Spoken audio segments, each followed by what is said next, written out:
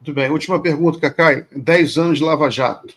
Muitos comentários, muitas análises. Eu sei que você já falou muito sobre isso, inclusive aqui no programa, mas, enfim, à luz, né, dessas novas revelações, da tentativa de golpe, qual a leitura que você faz hoje de 10 anos da Lava Jato? Olha, eu sempre digo, e disse isso desde lá de trás, eu comecei a correr o Brasil enfrentando a Lava Jato em setembro de 2014. Ela começou em 17 de março, quando eu vi que aqui era um grupo político com o objetivo de atingir ao poder. Sem escrúpulo, completamente sem escrúpulo, com um grande esquema de marketing. Indigentes intelectuais, despreparados na matéria jurídica, mas com um grande esquema de marketing. Eu sempre disse que nós tínhamos que fazer esse enfrentamento em todos os lados, que demoraríamos ganhar no Poder Judiciário. O Poder Judiciário não tem o tempo da imprensa, não tem o tempo da sociedade. Ganhamos. Eu diria que o processo penal democrático e a Constituição ganhou desse grupo. Ainda tem muito o que fazer. Agora vai sair, provavelmente dentro de 10 dias e tal, um relatório que foi feito pela Polícia Federal para o CNJ sobre a 13ª Vara e sobre a Lava Jato. Ao que me consta, vai ser avassalador. Porque, veja bem, quando tiraram o ato da 13ª Vara, porque ele disse a frase que tirou ele de lá, ele disse, eu vou abrir os porões da 13ª Vara. O primeiro caso que ele pegou foi do Tony Garcia, um empresário. Já causou um barulho no país. Tem que abrir todos. Eles estão hoje desmoralizados, completamente desmoralizados, mas tem que ter responsabilização, inclusive criminal, sobre essas pessoas que o Supremo Tribunal disse que corromperam o sistema de justiça. Essa semana eu recebi uma mensagem de um ex-senador que me emocionou, para ser sincero.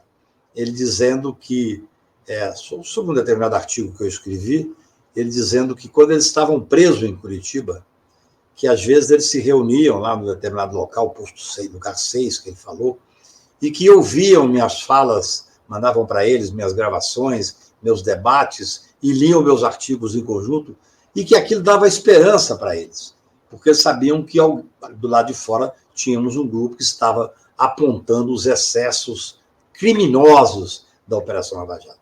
Então, isso é reconfortante de ver. Ontem foram 10 dias. Eu participei da Lava Jato desde o primeiro dia 17 de março de 2000, de 10 anos atrás, quando fizeram a busca e apreensão no posto que tinha uma Lava Jato, por isso o nome, me chamaram para advogar, e eu fui advogar depois para o Alberto Youssef. Tive 30 e tantos clientes ali.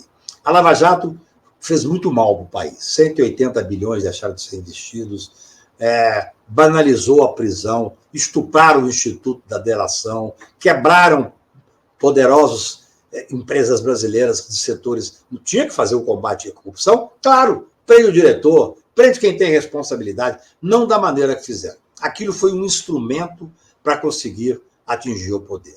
Não deixa nenhum legado, nenhum legado. E nós não podemos achar que a Lava Jato acabou. Eu digo sempre isso. É necessário continuar a ter uma investigação para apurar as responsabilidades. Acho que esse relatório que sai do CNJ agora é muito positivo, porque você já tem o Deltan foi cassado e está inelegível. O Moro deve ser cassado. A senadora Selma foi cassada e está inelegível. Mas é muito pouco.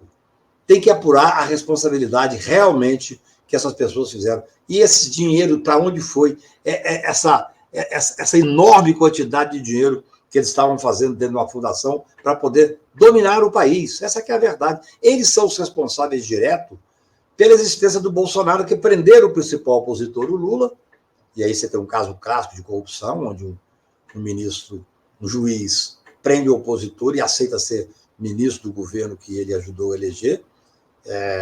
No entanto, com tudo isso, com toda a força da grande mídia, nós ainda os derrotamos. Derrotamos nas 10 medidas, derrotamos no pacote anticrime. Eu me lembro que quando o Moro apresentou o pacote anticrime, o presidente da Câmara era o Rodrigo Maia, ele conseguiu fazer um grupo de trabalho de 17 deputados, 12 deles se reuniam na minha casa durante um ano. Eu chamei 3 ou 4 advogados criminais para dissecar esse pacote anticrime e nós enxugamos e derrotamos o Moro na Câmara. Eu digo derrotamos porque eu participei de reuniões durante um ano na minha casa. Até hoje a gente tem um grupo de WhatsApp que chama Bloco do Cacai, era aparelho do Cacai, ele mudou para Bloco. Então, nós temos uma história interessante nesses 10 anos. Sofrida, muita gente sofreu, a economia sofreu, o número de emprego foi realmente avassalador, que perdeu de emprego, mas eu acho que a democracia resistiu, o processo penal democrático resistiu, e agora nós não podemos deixar de cobrar que haja uma continuidade na investigação dos crimes cometidos pela República de Curitiba.